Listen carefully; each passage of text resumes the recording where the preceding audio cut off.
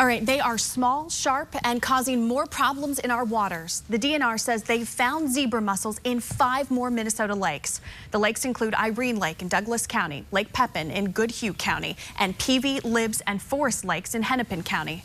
5 Eyewitness News reporter Joy Lim-Nakrin is live in Mound with the latest infestations. Joy? Well, Ellen, right behind me is Forest Lake. This channel connects it to Lake Minnetonka, which already has a thriving zebra mussel population. So while people who live on this water say they're disappointed, they're not surprised to be finding those underwater invaders right here. Christina Loma loves living on the water. Mostly drive the boat and take the jet ski out with my friends. We tend to go tubing a lot. But now that zebra mussels are abutting her backyard, water sports will take more work. We have to stick our hands in the engine and pull them out.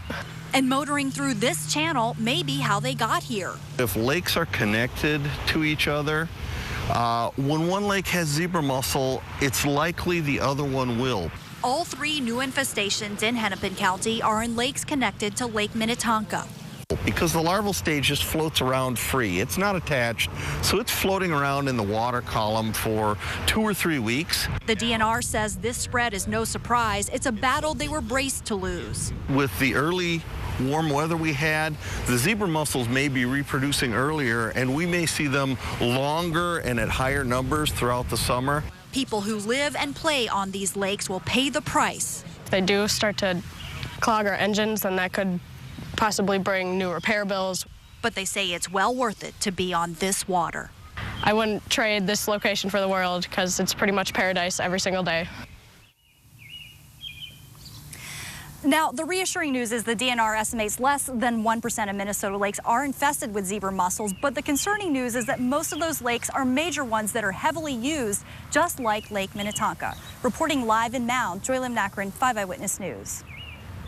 And we wanted to know how this zebra mussel right here and the zebra mussel discovery or any discovery of an invasive species could impact property values around our lakes. Chris Galler is the CEO of the Minnesota Association of Realtors. Thanks so much for coming in to provide your insight. So what are these property owners looking at as far as their property values? Well, property values will probably short-term be impacted while buyers look at other properties because sellers have a disclosure requirement. Buyers will look at them and say, well, I'm not sure if I want to deal with that or if I don't want to deal with it. What would you recommend for these property owners? Because it's just probably going to get worse. It's probably going to get worse.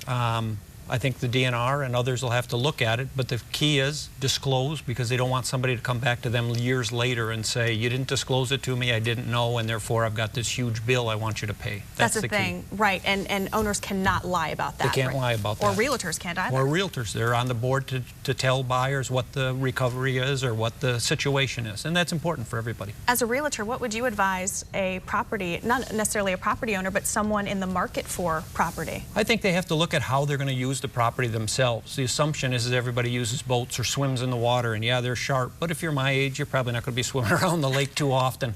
So I think it depends on how you're going to use it. There's some advantages. People say in the shallower waters it's clearer. It might, if you like to see ducks and you like to see sunsets and things like that, and you don't use the water a lot, it may not be a big encumbrance. Okay, Chris, thanks so much for coming in. We appreciate your insight.